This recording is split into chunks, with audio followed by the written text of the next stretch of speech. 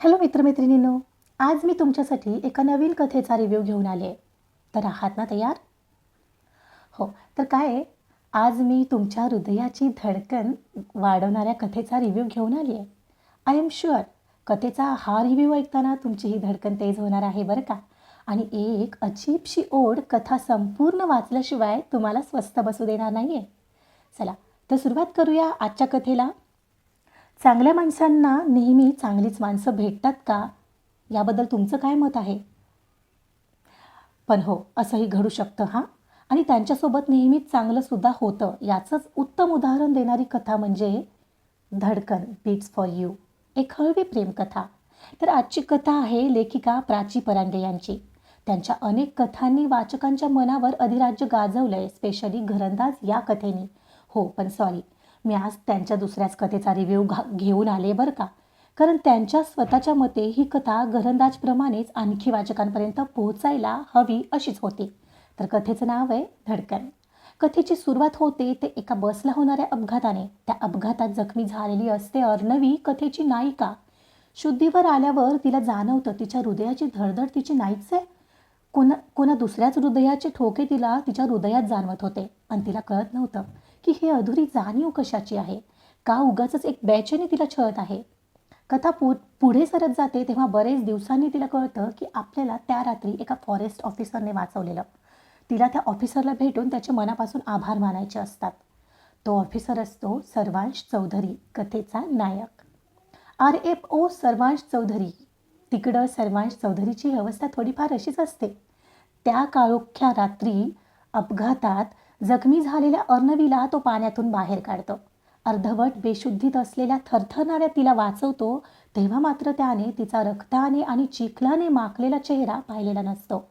पण त्यानंतर जेव्हा ही जंगलात फिरताना त्याची जीभ त्या ओढ्यापाशी यायची, त्याला नकळत तिची आठवण येत असायची. त्या मुलीचं काय झालं असेल, ती कशी असेल, तिची काळजी वाटून सोबतच तिच्या हृदयाची धडधड ही आठवायची. आणि आठवत असायचं तिचं त्याचा युनिफॉर्म हातात घट्ट धरून ठेवणं.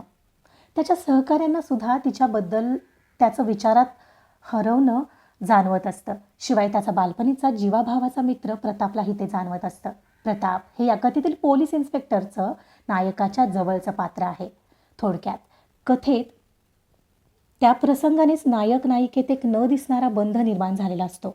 तो न दिसणारा बंध ज्यात दोघांनाही एकमेकांबद्दल वेगळीच ओढ आणि हुरहुरी वाटू लागली असते. कथा पुढं सरत जाते तसं ते दोघंही एकमेकांच्या संपर्कात येतात. हे सगळं कसं घडतं हे मात्र वाचण्यास इंटरेस्टिंग असेल. जंगलावर, निसर्गावर, प्राणीमात्रावर मनापासून प्रेम करणारा सर्वांश गरीब परिस्थितीत संघर्ष करून RFO झालेला असतो.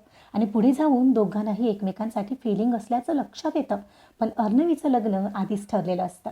तिला जाणवत असतं की तिला सर्वांशविषयी जे फिलिंग वाटतंय ते त्याला लग्नाला होकार दिला आहे त्याच्याविषयी वाटत नाही आहे. मग पुढे जाऊन तिला वाटणाऱ्या भावनांची कल्पना तिच्या बाबांना देण्याचं प्रामाणिक धाडस ती करते. पण मग मात्र तिच्या घरातलं सर्व वातावरण बदलून जातं. तिचं शिक्षण थांबवून लग्न उरकण्याचा निर्णय घेतला जातो.